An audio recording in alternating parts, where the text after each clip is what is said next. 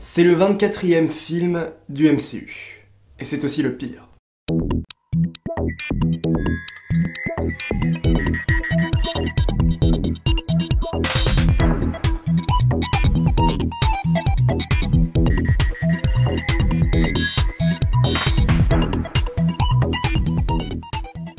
Bonjour à tous, c'est Pixel et donc on se retrouve aujourd'hui pour une critique retour perdant. Et cette critique donc aujourd'hui se portera sur Black Widow, 24e film comme je vous l'ai dit du Marvel Cinematic Universe après une interruption de 2 ans au cinéma de cet univers de super-héros.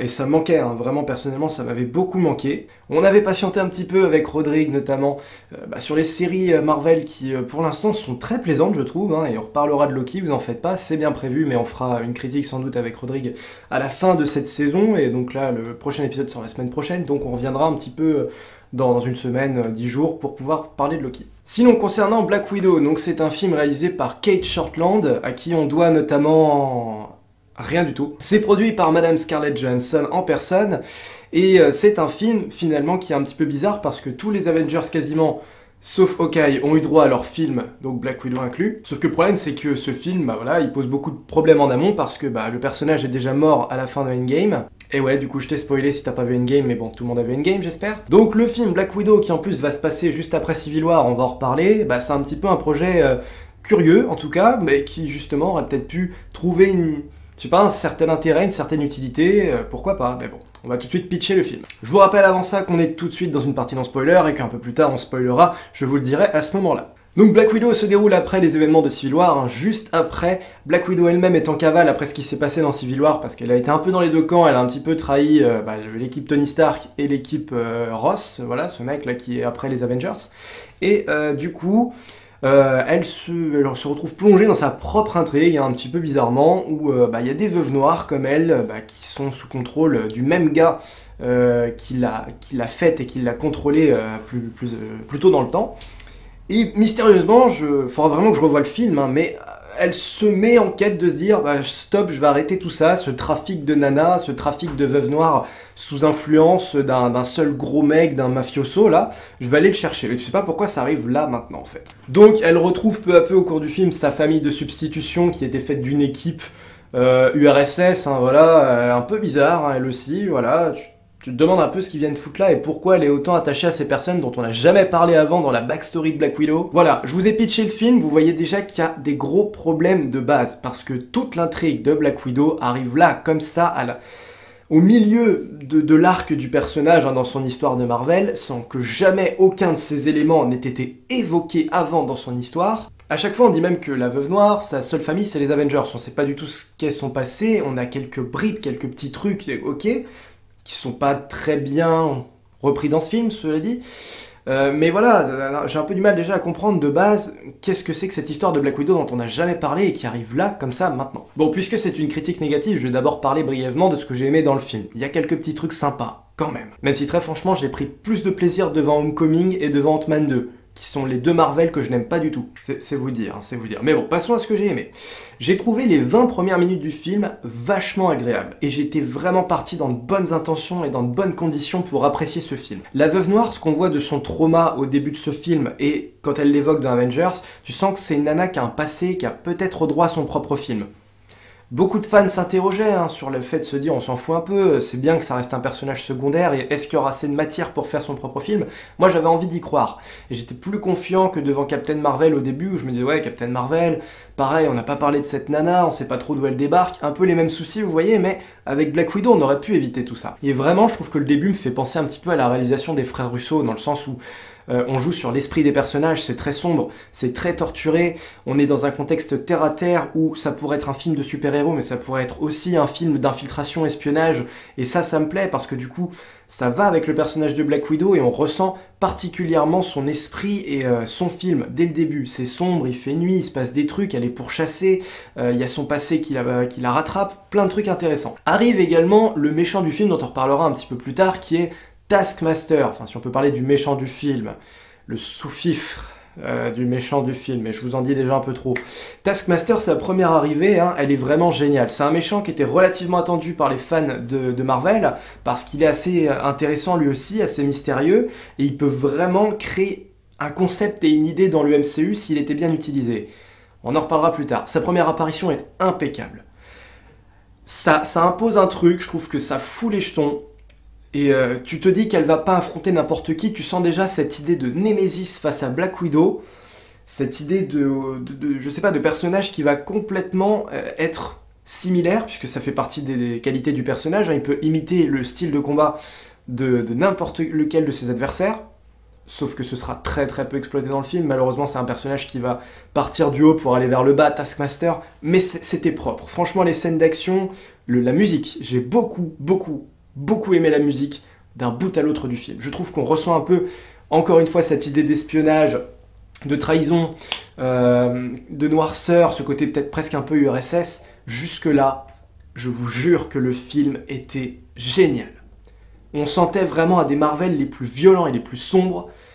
Et c'est un peu le cas encore après au niveau de la violence, plus loin dans le film. Et voilà. Et arrive le moment, on va dire, où elle se met en quête de sa famille de substitution. Et là, il n'y a plus rien qui va. Il va falloir que je commence à spoiler dans cette partie négative, donc voilà, on entre en partie spoiler dès maintenant. Donc sa petite sœur, Black Widow, pareil, adoptive, fait partie elle aussi des veuves noires, si j'ai bien suivi le film, et elle vient de s'en libérer parce qu'une des veuves noires a réussi à se libérer de ce pouvoir d'influence grâce à un antidote qu'elle a elle-même mis au point. Mais ce n'est absolument pas développé dans le film. Rien. Tu ne sais pas d'où ça vient, tu ne sais pas qui l'a fait. Alors il me semble aussi qu'on avait teasé Tony Stark dans ce film, je sais plus, ou alors on s'est tous trompés, j'en sais rien, mais il faisait partie de la distribution. Il n'apparaît pas. Ni en scène post-générique, ni dans le film. Et donc elle retrouve sa sœur, et elles se disent, bah oui, bah on va continuer un peu ce qu'on a commencé, on va aller retrouver ce salopard, là, Dreykov, je crois il s'appelle, et on va arrêter les veuves noires, qu'on va toutes les libérer. Donc pour ça, elles se disent, bah il faut qu'on retrouve notre papa, hein, voilà, Red Guardian, qui parle un peu anglais, voilà, il chante beaucoup de chansons anglaises, son nom est anglais, mais le gars est URSS. Il y a comme un problème, je trouve, les gars. J'aurais préféré que ce gars parle beaucoup plus russe et il s'appelle pas Red Guardian. Non. Non, le gars, il a pas un nom américain pour son super-héros. C'était pas possible, ça aussi. Alors, c'est le problème de VF, ok, voilà, mais fait chier. Et bah voilà, il va falloir aller trouver ce personnage qui s'est retrouvé en prison.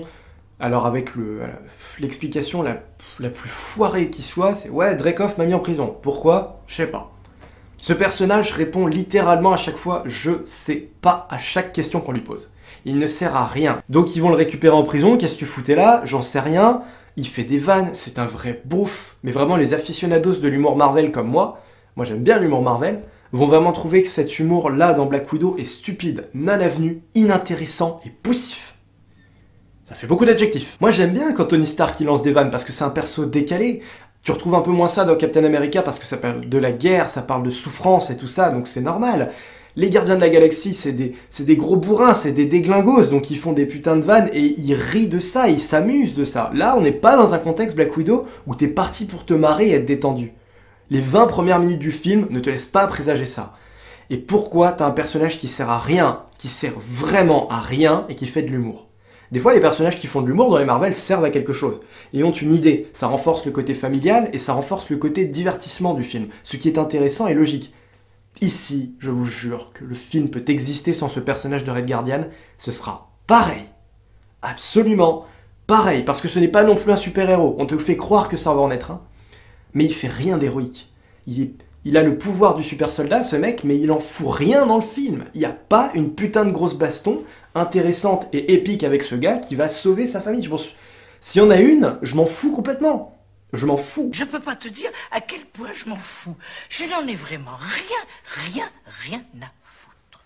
Mais merde, c'est pas croyable. Et donc après ça, ils vont retrouver la mère, parce qu'ils te disent « Ouais, le père, ça sert à rien de le retrouver, faut retrouver la mère, c'est elle qui a les coordonnées de Dreykov. » Ils retrouvent la mère, jouée par Rachel Weisz, et oui, ouais, ce perso, ouais, ok. T'as l'impression que c'est la veuve noire dans 10-15 ans, quoi. Clairement, c'est ça, c'est Scarlett Johansson avec 10 ans de plus, avec une maturité, avec un regard, pareil, mais elle connaît bien l'infiltration. J'ai pas l'impression que c'était vraiment ce personnage-là qui était teasé aussi dans les 20 premières minutes. Hein. J'avais l'impression de tout à fait autre chose sur ce perso, mais soit, ok. Donc elle dit, oui, je sais où il est. Comment tu le sais? On s'en fout. Je sais où il est. Il est dans le ciel, c'est pour ça que cette chambre rouge où il y a toutes les veuves noires d'enfermées, bah vous pouviez pas la trouver parce qu'elle était cachée dans le ciel. D'accord, donc un truc dans le ciel, apparemment, c'est mieux caché que sur Terre. Il paraît. Voilà. Donc ils y vont, et là c'est le climax du film qui démarre. Et putain, le film fait quoi? Il fait 2 heures, quoi. Et je me suis dit, putain, le film démarre ses intrigues et ses enjeux au climax. Après 1h45 de film, 1h30, voilà. Parce que jusque-là, Black Widow, tous les personnages, tous autant qu'ils sont, Taskmaster, sa famille, n'ont rien fait. N'ont rien risqué. Non, je sais pas, il y a franchement du néant total. Je veux dire, je sais que Black Widow, comme elle continue d'exister après, t'as pas vraiment peur pour sa gueule, tu sais très bien qu'elle va pas mourir.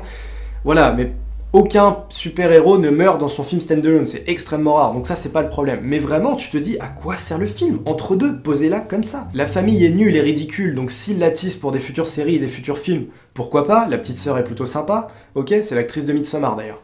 Mais vraiment, je me suis dit, mais qu'est-ce que ça a apporté? Est-ce que ça a transformé le perso? Est-ce que ça a accompli son arc? Est-ce qu'on va revoir Barton, qui est plusieurs fois cité dans le film? Que nenni, que dalle. Mais bon, comme je le disais, le climax commence, ça démarre, donc ils sont en infiltration tous les 4, le père fait n'importe quoi, il se retrouve vite enfermé, et puis voilà, lui, hop là, au placard, il aura servi à rien tout le long du film. Black Widow arrive à jouer la comédie et à s'infiltrer telle qu'elle l'avait fait par exemple dans Captain America et le Soldat de l'hiver, où elle va se transformer, enfin elle va mettre un truc voilà, qui lui permet de se maquiller, de se déguiser en une autre personne. Et donc voilà, elle arrive à tromper Dreykov, et puis à la fin, c'était déjà un peu le cas au milieu du film, mais il y a un problème pour moi qui est les effets spéciaux, la synthèse et l'action. Ça part dans un badaboom gigantesque, à la Fast and Furious, où ça vole à des centaines de mètres du sol, où ça explose, où ça surfe sur des débris, en pleine chute totale, enfin voilà. J'ai eu l'impression de revoir un peu la scène du Hobbit 3, où vous avez Legolas qui marche sur des pierres qui sont en train de se péter la gueule dans le vide total. Enfin, on en est là, on en est vraiment là. Et c'est le film Black Widow, encore une fois, c'est la nana qui a pas de super pouvoir. C'est pas normal de faire ça. Moi, je voulais vraiment un film plus sombre, un truc, je sais pas, je m'imaginais un truc un peu à la genre Red Sparrow, par exemple. Voilà, et c'est vraiment pas le cas, c'est absolument pas le cas. Le fait de revenir un peu aux origines, par exemple, de l'URSS, avec cette chambre rouge, avec ce climax, ce truc de dire, non, on n'en est pas du tout là, c'est un espèce de sous-hydra, cette chambre rouge. C'est oui, on a fait des veuves noires partout dans le monde, et en gros, ouais, on va teaser qu'à la fin, il faudra aller libérer toutes celles qui sont parties en mission, enfin voilà. T'as déjà ta petite série sur le côté au cas où, ou ta petite suite éventuelle, enfin je sais pas, n'importe quoi, mais t'as un peu de teasing fait pour la suite, mais tu te dis putain, mais c'est déjà ce qu'on a vu 1000 fois dans 1000 autres films. Toutes les idées n'étaient pas là dans ce film. Vraiment, alors que tu les sens dans Avengers, tu sens que le passé russe de Natasha peut être intéressant, tu sens qu'elle a été torturée, qu'elle a été vidée, qu'elle a complètement été déshumanisée cette meuf, il y a absolument rien dans ce film. C'est pire, quoi, c'est encore pire, parce que dans Avengers, tu la sens beaucoup plus bourrin, badass, tu la sens vraiment peinée par son passé, au point de ne pas vouloir en parler à n'importe qui et d'en avoir honte. Et là, franchement, il y a rien, c'est pas du tout son film Origin Story, c'est pas sa propre aventure solo, parce qu'elle est bouffée par beaucoup de personnages secondaires qui servent à rien, enfin, c'est un ratage total. Bon, Taskmaster, comme je vous l'avais dit, personnage muet, qui à la fin, voilà, était... Elle aussi une veuve noire quelque part, enfin voilà, mais ça n'a absolument rien, il n'y a rien en rapport avec le comics quoi. Taskmaster, ça veut dire le maître des tâches. Et je crois d'ailleurs, pour avoir joué au jeu Spider-Man sur PS4, que c'est un mec en gros qui essaie de filouter un peu chez les super-héros, leur donne des missions, mais voilà, c'est un espèce de menteur, de manipulateur, de trucs comme ça. Ce n'est rien du tout dans ce film. Ce n'est rien, Taskmaster. C'est la fille du méchant, qui est manipulée par le méchant, qui ferme sa gueule, c'est un Terminator. Disons ça comme ça. C'est tout. C'est une grosse déception. C'est un échec. C'est vraiment raté de bout en bout. C'est le pire méchant, je pense, du MCU. Quasiment. C'est quasiment. Je sais pas si c'est le pire méchant, mais en tout cas, c'est le pire film, ça c'est sûr. Et on a vraiment raté ce Némésis. Ça aurait dû être le Némésis de Black Widow. C'était bien parti pour, c'était bien conçu. Vous avez complètement chié le développement. Voilà, à l'heure du bilan, ce film est vraiment dommage parce que même Scarlett Johansson, pour le coup, a un peu du mal à reprendre son personnage, je trouve. On sent un peu le forcing, je sais pas si vraiment c'était aussi dans ses idéaux de reprendre le personnage, parce qu'elle est pas aussi Black Widow que dans les autres films. Le ton est beaucoup trop léger, beaucoup trop simple. Il y a un manque d'enjeu, mais clair. Ça aurait dû être un des Marvel les plus sombres qui soit. Il démarrait comme ça, et je comprends pas pourquoi le film est autant parti en couille. Et le film vous demande à vous aussi de partir en couille avec lui. Sauf que moi, ça marche pas. Après 2 ans passés sans avoir vu de Marvel, après avoir regardé les séries qui étaient vachement bonnes, j'ai une certaine attente. Il faut que le film reste crédible. Et là, il est parti franchement dans de l'action gratuite, synthétique, numérique, tout ce que tu veux, artificiel, dégueulasse et qui n'a aucun sens. Ma suspension d'incrédibilité a été vraiment mise à rude épreuve pendant ce film. Je suis d'accord avec les personnages cosmiques qui ont des putains de pouvoirs, qui vont dans l'espace et tout, à la Captain Marvel, ça m'a jamais dérangé parce que c'est toujours bien travaillé dans la narration. Ici, il y a rien. Il y a rien qui me demande de croire à cette putain de station dans les airs. Cette station anciennement russe, n'importe quoi, avec cette famille loufoque qui fait des vannes sur les organes génitaux des femmes. Je me dis, mais putain, mais dans quoi je suis tombé, les gars? Vous êtes complètement partis en live. Le hors-sujet total, quoi. Mais vraiment, vous avez bien réussi votre merde. Franchement, c'est navrant. Rien ne va, hein, dans le sens où c'est à peine divertissant. J'ai pas tellement décroché du film, mais parce que j'étais curieux de voir si ça allait s'améliorer ou pas. Et au final, non, ça ne fait que descendre, descendre, descendre. C'est un triste bilan, vraiment, pour cette pseudo-fin de carrière de Black Widow, parce qu'on sait pas si elle reviendra, mais ça m'étonnerait. Moi, je m'attendais à tellement plus que ça, quoi. Je pensais vraiment qu'on allait revenir sur la pierre de l'âme, qu'on allait peut-être te teaser un éventuel retour du personnage tel qu'on l'a connu, je ne sais pas, n'importe quoi. N'importe quoi aurait été mieux que ce film. N'importe quoi. Voilà. Merci à vous d'avoir suivi cette critique, on se retrouve très bientôt pour d'autres vidéos. Je vous dis à la prochaine, salut à tous, et je vous déconseille de regarder Black Widow. Bye.